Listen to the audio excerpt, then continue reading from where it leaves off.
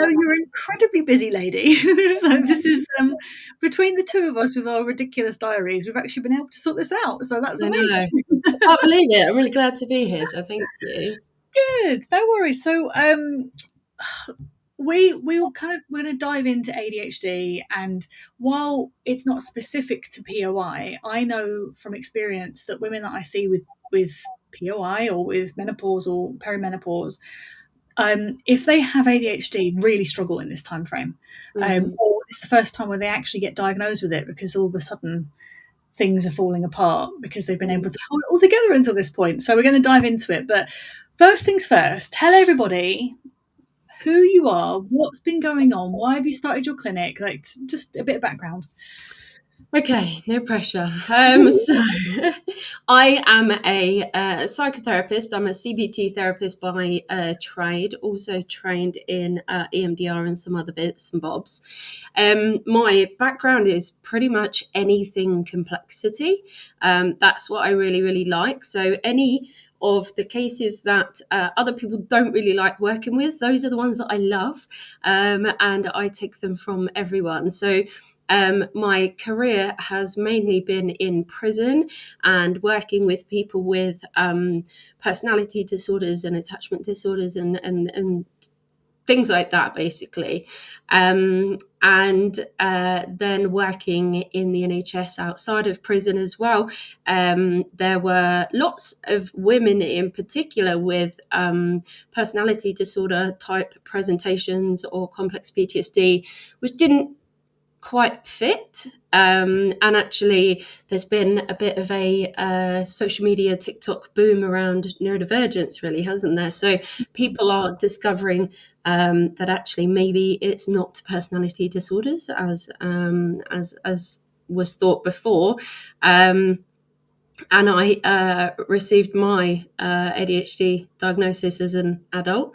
And it's something that I'm incredibly passionate about, especially thinking about women presenting with very different presentations, different symptoms to the diagnostic criteria. So I specialize in kind of adapting therapies for people with neurodivergence, ADHD and autism in particular, which I really enjoy, and I've done lots of extra training around that.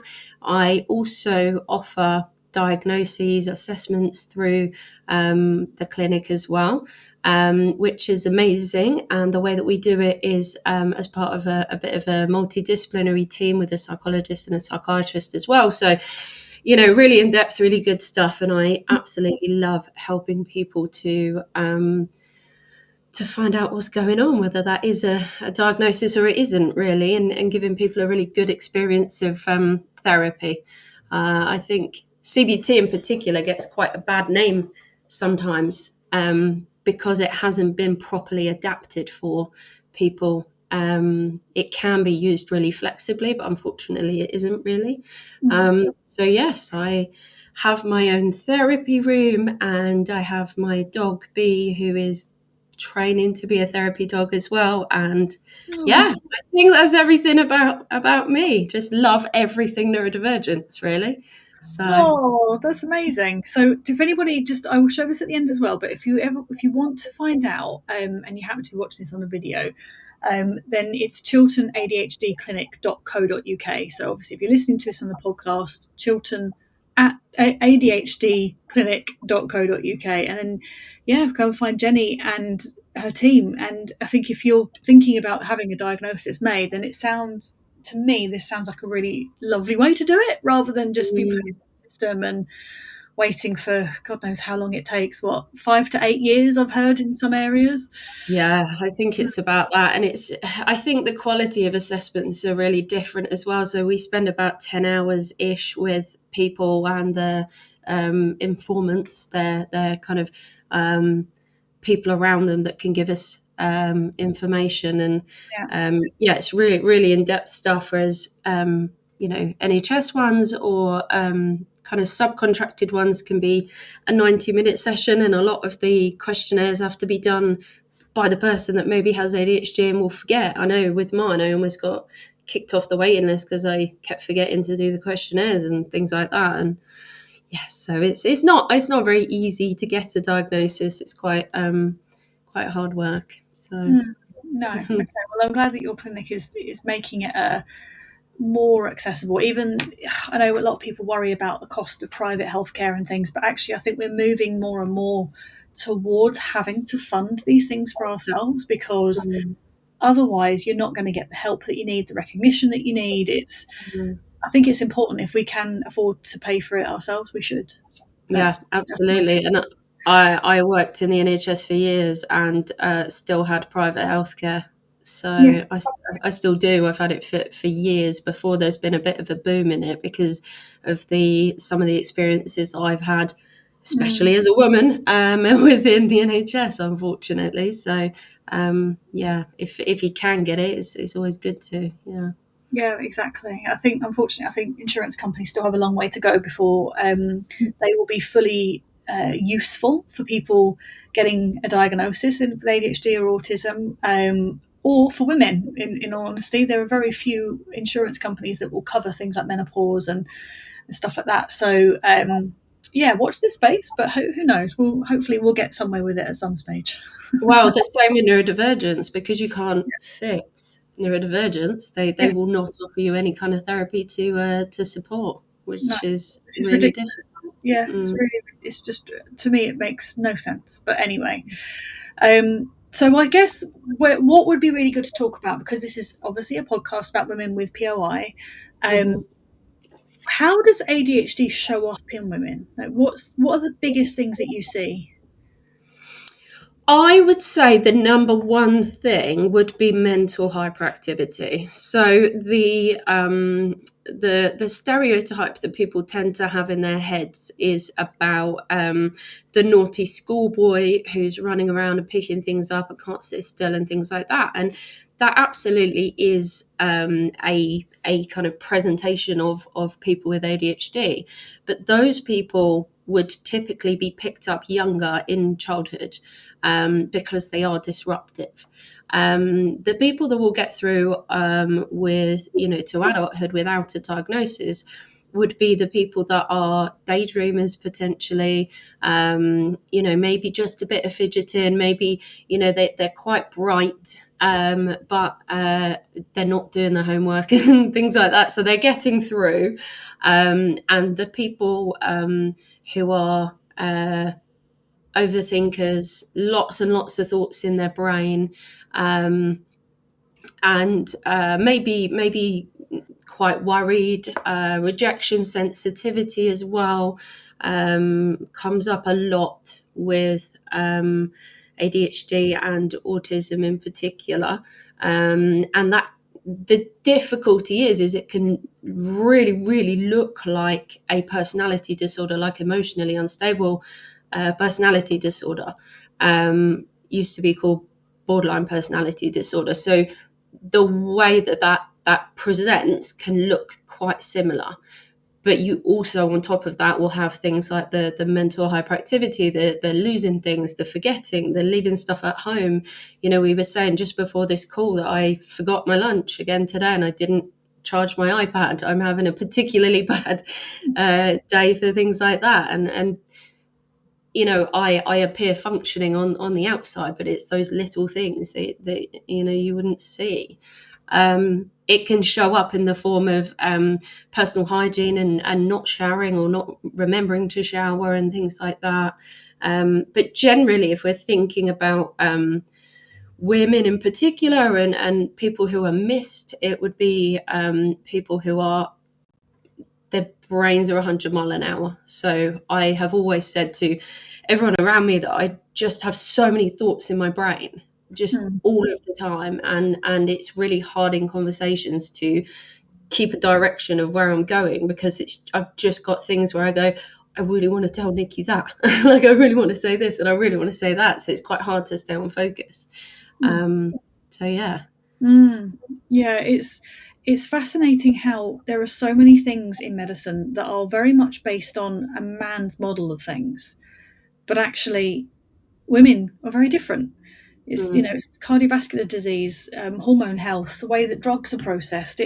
It's different for women, so it's no Mm. surprise that ADHD it presents differently in women as well, women and girls. So, um, what? The diagnostic criteria is actually quite biased towards that male Yeah. presentation as well, actually. So, it can be quite hard to give a woman a diagnosis because you're sitting here and you're seeing that there's lots of mental hyperactivity, but they're actually not ticking a lot of the boxes for what would the diagnostic criteria, really, even though you can see that there's a lot of it. It just, the criteria hasn't been updated yet to account for this group of people who present quite differently but clearly still have ADHD type symptoms.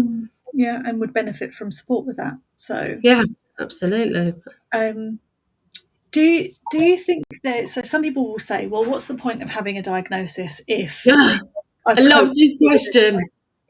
But it comes up so often, doesn't it? I mean, I've spoken to patients about it, and myself, I've even had this conversation with my own brain.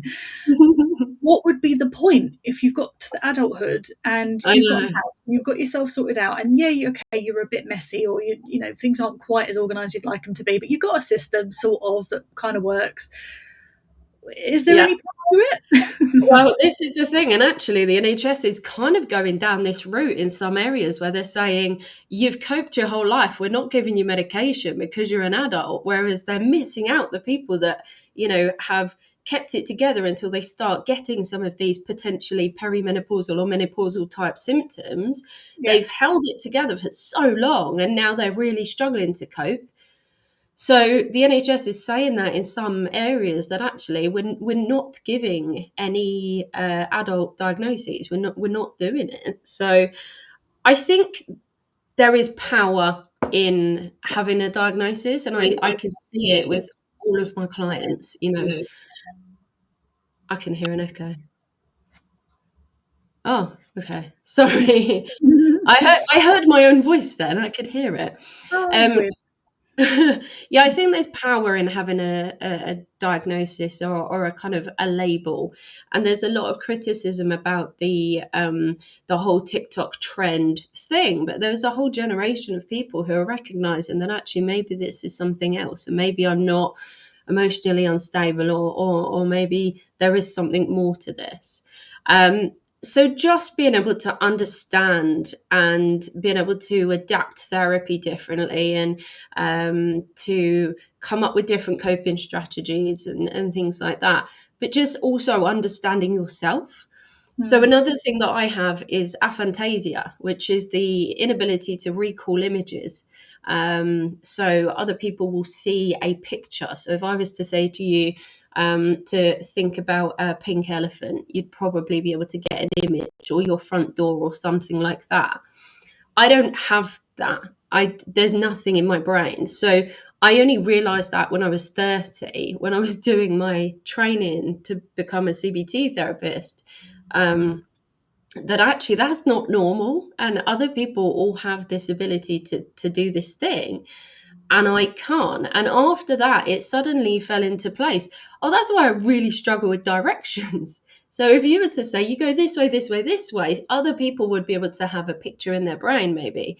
I can't do that. And so I just like blankly stare at someone, don't listen to a word they say, and then get lost because I just can't do it. So sometimes being able to understand what's going on actually gives you loads of power. And I think it does with ADHD. I think that our ability to focus, expectations that we might have on ourselves, and also quite negative beliefs that are instilled in us from a young age, like I'm stupid, I'm useless, I'm lazy, I'm not good enough. Those types of beliefs get instilled in us from school and from parents and everywhere, really. And then we get to a point where we go, well, my brain's different. I just can't do the thing like that other people can do. And so I just have to do it this way. And I can do exactly the same thing as them. I just do it slightly differently. Mm. So the use of fidget toys, for example. I can sit in a meeting, but I need to have a fidget toy if it's going to be, Mm. if I'm going to struggle with my concentration. So I think that you get power from having that understanding, and then it also can unlock the door to medication as well, which can be really, really helpful. But I think that's just half of the story. I think we're going to talk a little bit more about treatment options later, aren't we? But Yeah. some some people aren't able to have the medication for a variety of reasons. Mm, yeah, exactly. So I agree with you. I think it's a really important thing to do, and I can't stand the whole rationing that comes around. Mm, Who's going to get it done and who's not going to get it done. Completely understand why kids need it, because you need it for school. You need it for there's certain things that will be unlocked, financial or otherwise. So it's important, I think, all round to have the proper diagnosis done. mm, You mentioned about women and perimenopause and menopause, and that's kind of, I suppose, that's what this whole podcast is all about with premature mm, ovarian insufficiency. And a lot of people that I see will say things like, I used to have it all together. I used to feel like I could do it all. I had reminders, I had a system, I had a plan for everything. Um, as soon as I hit perimenopause, suddenly everything went out the window, and suddenly I was forgetting things, not doing things, and is that normal? And then suddenly anxiety is skyrocketing because you're worried about missing something important or whatever. And also, I find that it's when women are taking on more than just looking after themselves. It's suddenly they've got a kids thing to sort out, all their calendars, and or you've got family, work, all these responsibilities that you're trying to juggle. That's when it all starts to fall apart as well. So I can imagine that for POI, it happens a lot earlier than the usual expected age. So it's before the age of 40. So it could be a teenager, it could be a woman in her 20s, 30s, or I mean, I was in my mid to late 30s when I was diagnosed with it, and I very much feel very different now than I did before it happened. mm, mm, Estrogen does so much for your brain, doesn't it? It mm. takes care of the dopamine, the serotonin, and everything in your brain. So yeah, is that something you kind of found with some of your clients, that they've Oh, noticed yeah. a big difference and a shift?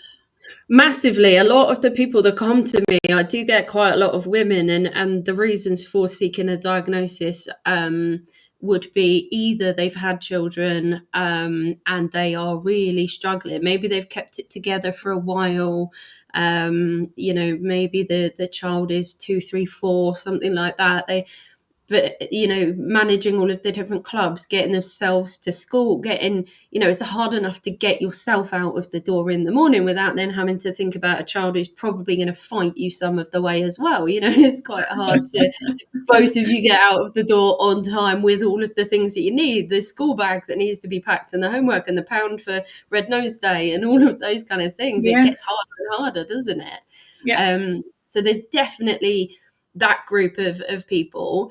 The other group would definitely be, I've managed to cope my whole life, pretty much. I've managed to cope, and now something is falling apart. And I thought it was because I'm going into the menopause, but actually, my doctors told me it's a bit early for me to be going into the menopause. So now I've been looking at other things, and I think it could potentially be ADHD. Or they'll be in therapy with me, and I will be saying, "Have you ever considered ADHD?" So yes, definitely. And dopamine is at the core of ADHD as well. Dopamine is the kind of happy pleasure brain chemical that we are seeking, and so you'll find that we might overeat, or we might have too much alcohol, or too much. We might have drugs or gamble, or whatever it might be. We're doing these things to give us that hit of the happy brain chemical. So the function of dopamine with ADHD is incredibly important. And I'm a massive dopamine seeker. I ride motorbikes and I do every extreme sport I ever can. Like I will do everything that is exciting. I'll overbook myself because it's exciting and I get that dopamine, but it just doesn't hang around for long enough, unfortunately. So we just Mm. keep on seeking more and more and more. Yeah. No, I think entrepreneurs or serial entrepreneurs are also very highly ADHD Mm. like skewed because of precisely that. It's exciting building your own business. It's the risk, isn't it? It's the, oh, let's try this and let's do that, and I don't have to be constrained by anybody. I can kind of do what I need to do to seek Mm.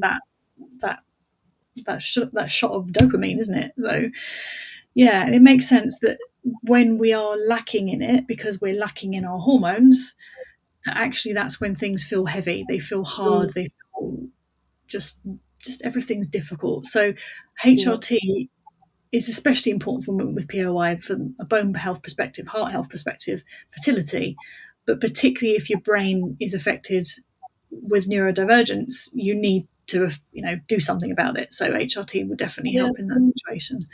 Well, So also think about the amplification of symptoms that have maybe already been there. So if yeah, I struggle with concentration and then I suddenly have perimenopause, menopause type symptoms, and I get the typical brain fog or forgetting things, it's just amplified, isn't it, from what I've yeah, always struggled with. And I expect that that is in my future. That's going to be coming up where, I'm already quite forgetful and and it's just going to get worse, isn't it? yeah, yeah, Um, exactly. So it's just really working with someone to really strengthen those coping mechanisms, particularly in a time frame like that, and not thinking that you're not good enough or you're somehow not coping like everybody else is, because they will have their own struggles too. It's just that you've also got your own unique struggles that need that bit of extra support and understanding. So mm, yeah, yeah, it mm. makes sense.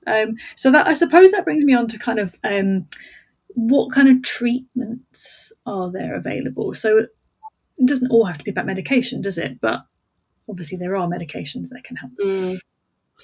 Yes, absolutely. So there are medication options, and the first line medication that would usually be prescribed is a stimulant based medication, which is essentially giving your brain loads and loads of dopamine and noradrenaline to keep half of it busy, so you can actually focus on what you need to.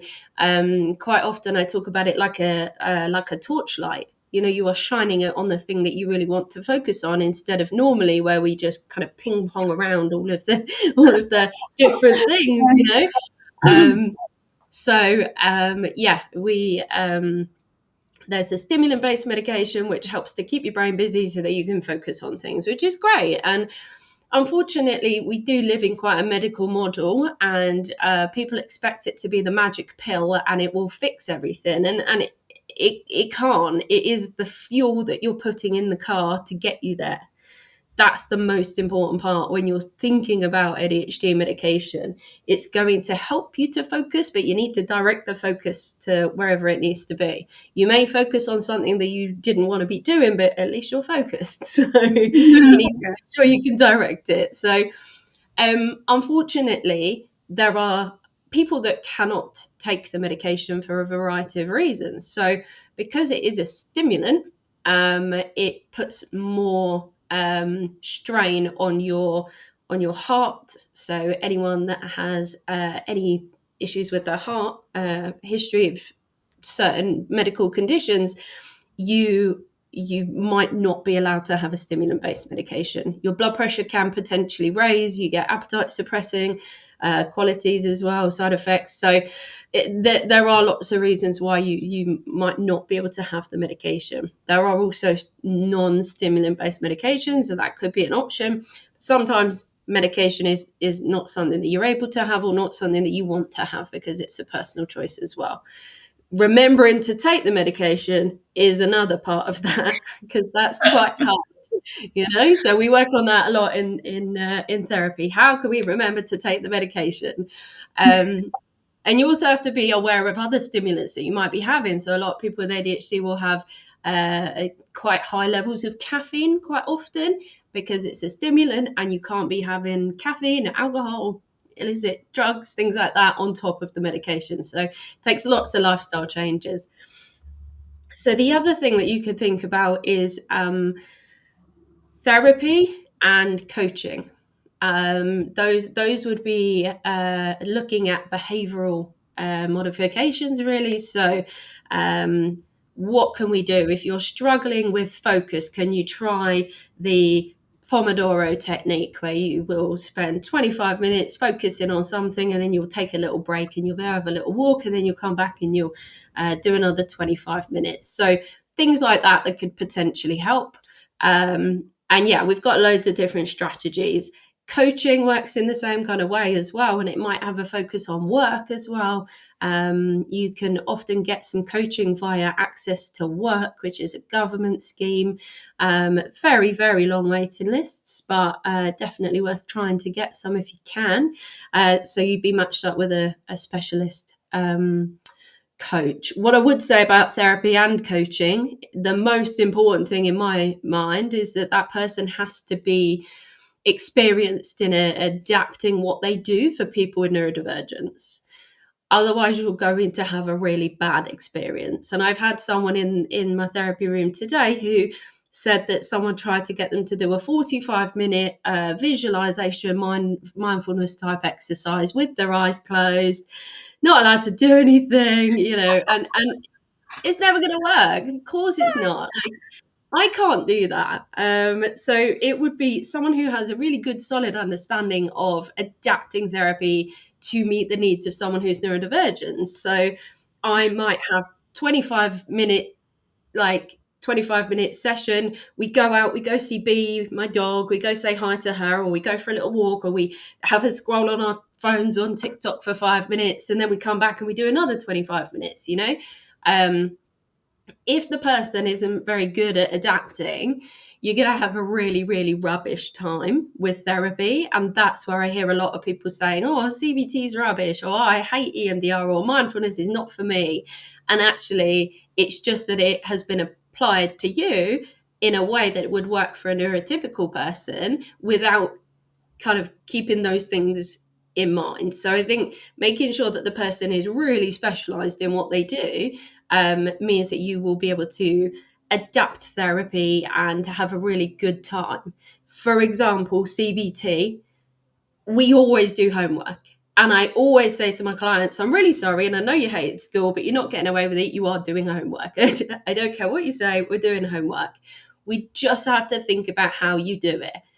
Typically, in the CBT protocols, you would give someone a piece of paper, they would fill it out every day, several times a day for a week, and then they bring it back to you.